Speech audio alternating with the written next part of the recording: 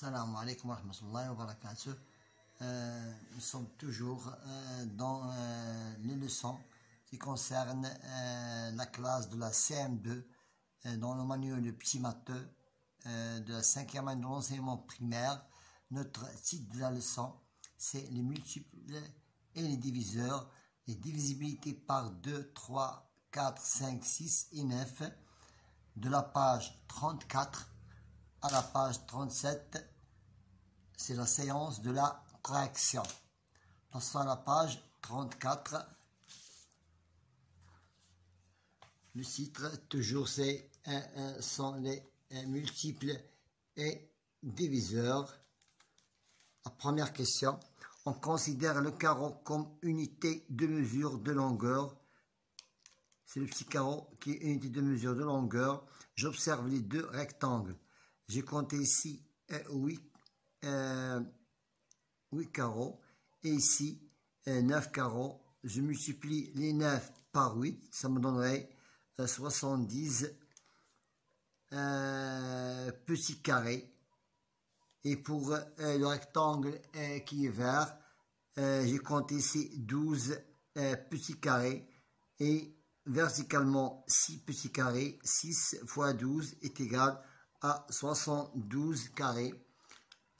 Je dessine un autre rectangle différent des deux rectangles d'en haut et qui se compose aussi de 72 carrés, et je termine sa longueur et sa largeur. Je vous propose deux solutions. La première solution, c'est 4 carreaux fois 18 est égal à 18 petits carrés. Et la deuxième solution, vous avez le choix de choisir l'une de ces solutions.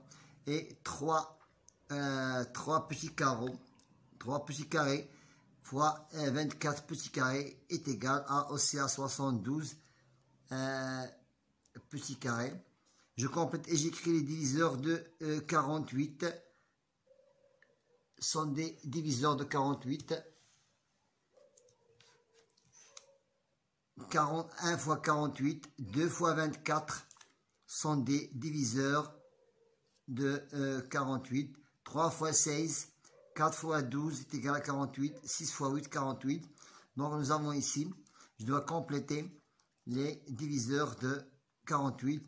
1, 2, 3, 4, 6, 8, 12, 16, 24 et 48. Voilà, ils sont ici en ordre croissant. Maintenant, dans une salle de cinéma, il y a 27 rangées. Dans chaque rangée, il y a 23 chaises. Toutes les chaises sont numérotées à partir de la première rangée. Dans quelle rangée se trouve la chaise dont le numéro est 374? Donc, je dois diviser de 374 par 23 chaises pour trouver la chaise, la rangée où se trouve 374 numéro de la chaise. Donc j'ai divisé 374 par 23, elle m'a donné 16.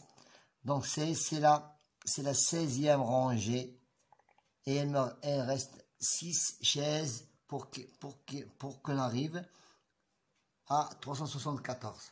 Donc c'est la 16e rangée. J'écris les diviseurs communs de chaque deux nombres et j'écris leur diviseur commun et leur plus grand diviseur. Avant de trouver les diviseurs communs, je dois trouver les diviseurs de chaque nombre. 1, 3, 5 et 15. Et pour le diviseur de 27, 1, 3, 9 et 27.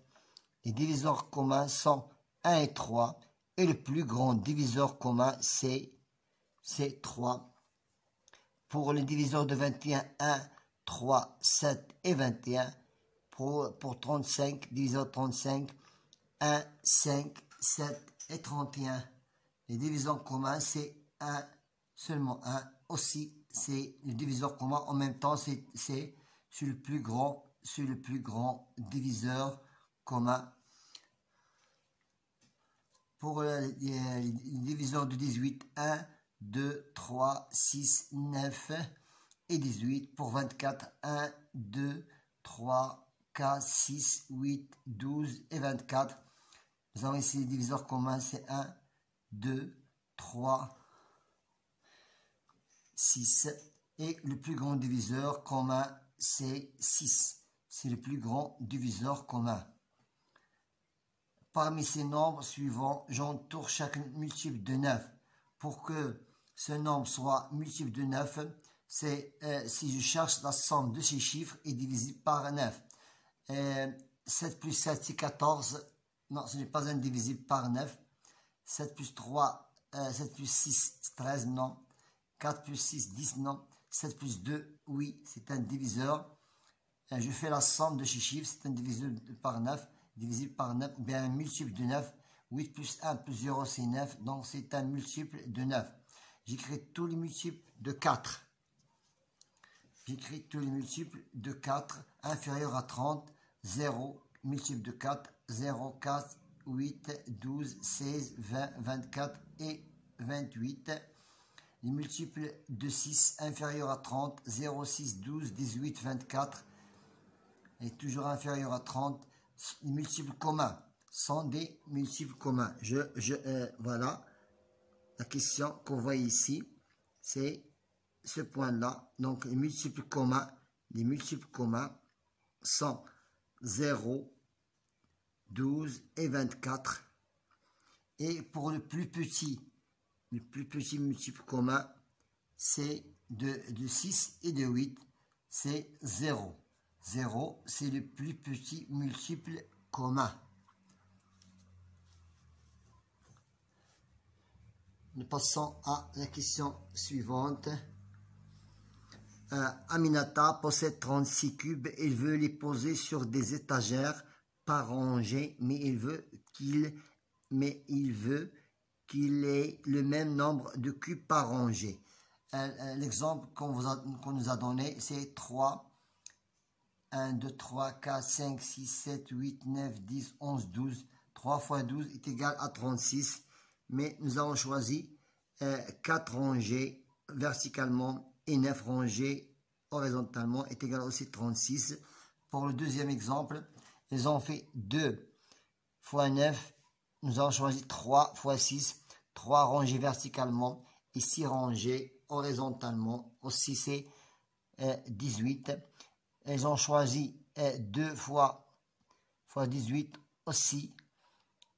Mais nous avons choisi un cube verticalement et 18 horizontalement. Aussi, c'est 18. Maintenant, pour la table de la multiplication. La table de Pythagore, c'est une table qui introduit de la table de multiplication de 1 jusqu'à 15. Multiplier les nombres de 1 à 15 et verticalement la même chose jusqu'à 100. C'est la table de multiplication. 2 fois 1, 11, 22. 5 fois 11, 55. 3 fois 11, 33. 9 fois 11, 99. Et ainsi de suite. Tu peux recopier ce tableau. Passons à la page 36. Passons à la page 36.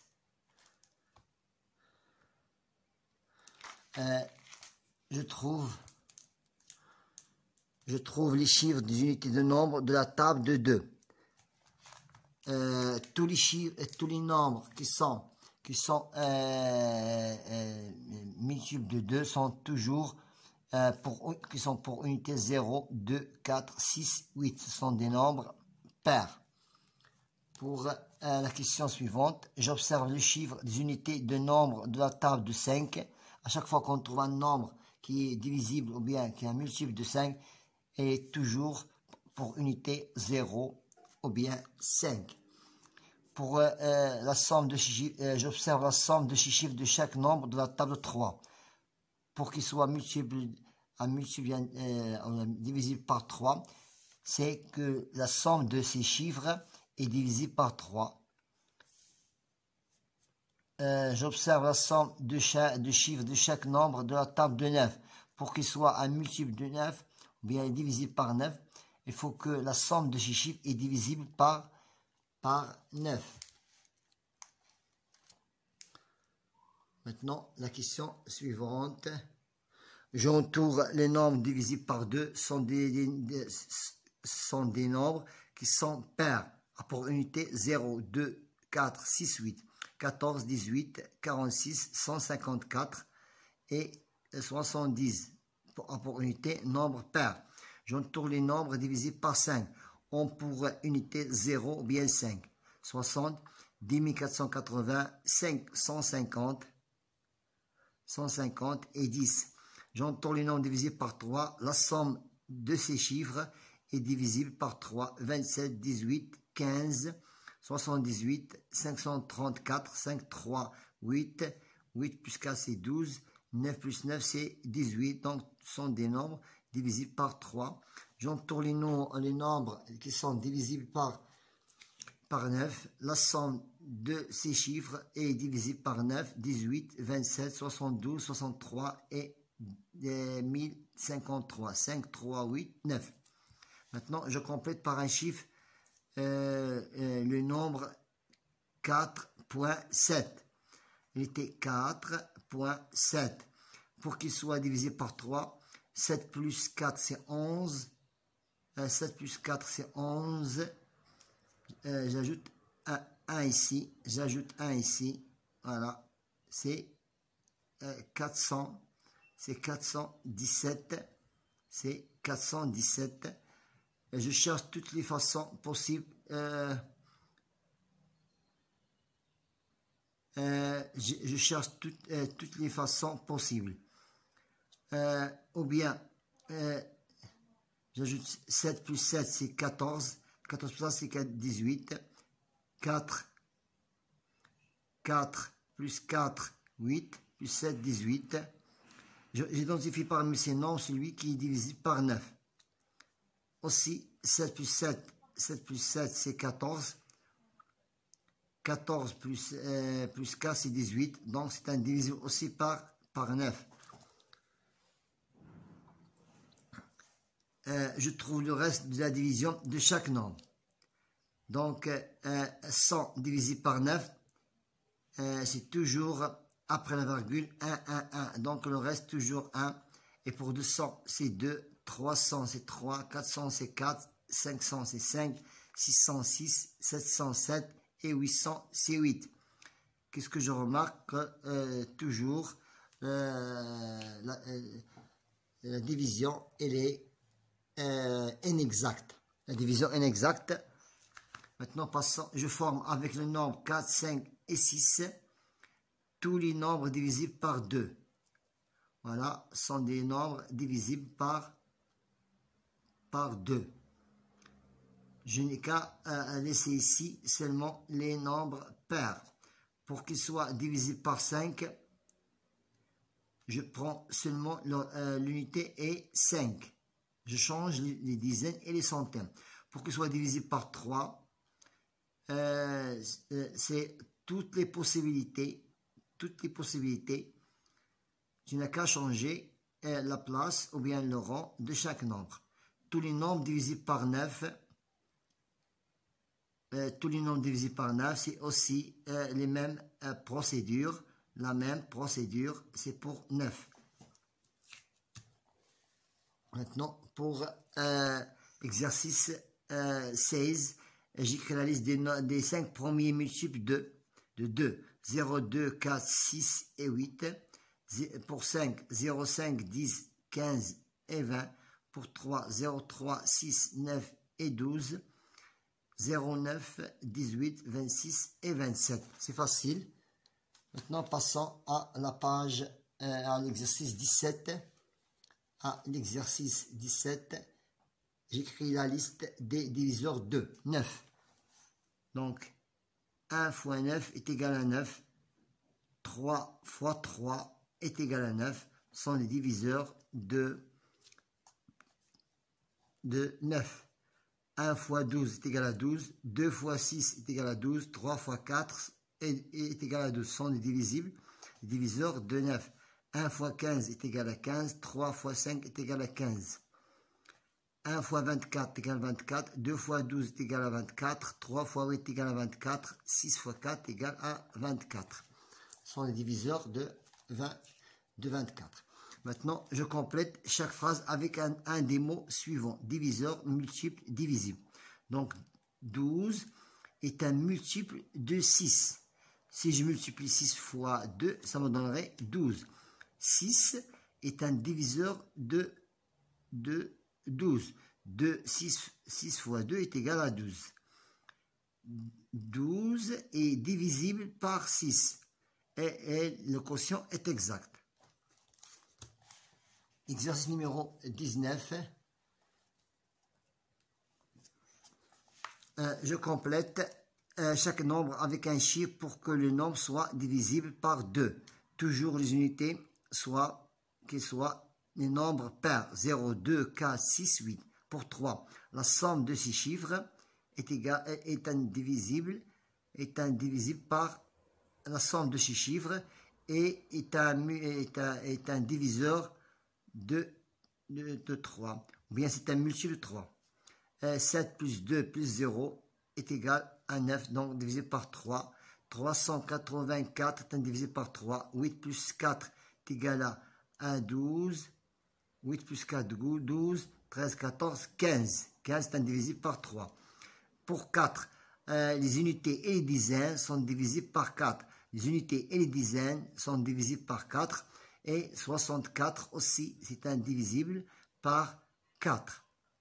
Pour 5, 0 ou bien 5. Pour 6, en même temps qu'il soit divisible par 2, en même temps il soit divisible par 3. 24 est divisible par 2 et aussi divisible par 3. 60, la même chose, et pour 70 aussi. Pour 9, divisible par 9, la somme de ces chiffres est divisible par 9. 7 plus 7, 14, plus 4, 18, divisible par 9. 1 plus 2, 3, 4, 5 est égal à 9, indivisible par 9. Maintenant, pour la question suivante, 20, j'utilise 3 chiffres, 5, 6, 7, et j'écris tous les nombres divisés par 2. Toujours que soit l'unité est paire. Je n'ai qu'à changer la place des chiffres. Divisé par 3.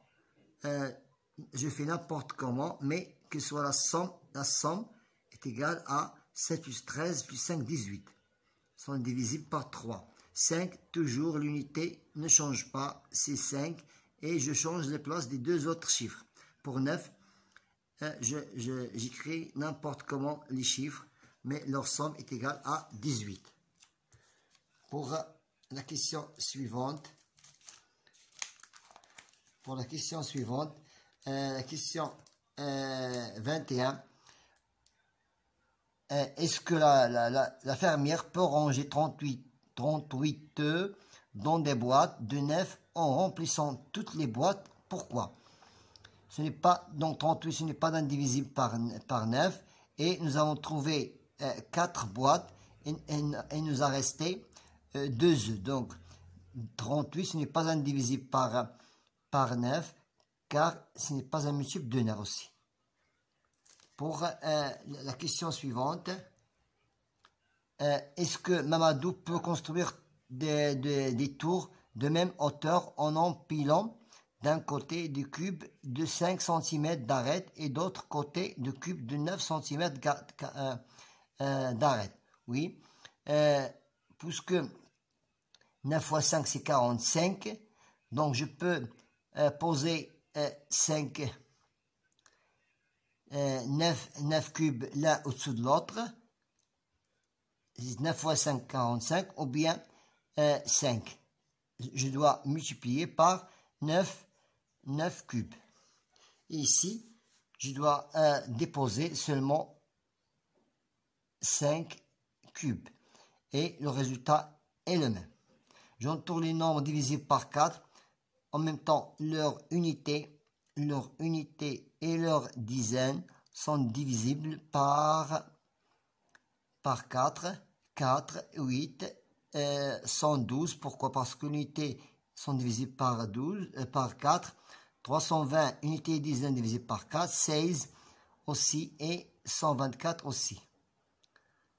Pour la dernière question, j'entoure le nombre divisible par 6. En même temps, sont divisibles par 2 et par 3. 30 pour les deux cas. 114 aussi, divisé par 2. Et la somme de ces chiffres est égale à 6. 12, en même temps, c'est divisé par 2 et divisé par 3. Et pour 6 aussi. Donc, on a terminé avec notre séance de la correction dans le leçon et les multiples et diviseurs de 2, 3, 4, 5, 6 et 9. Bon courage.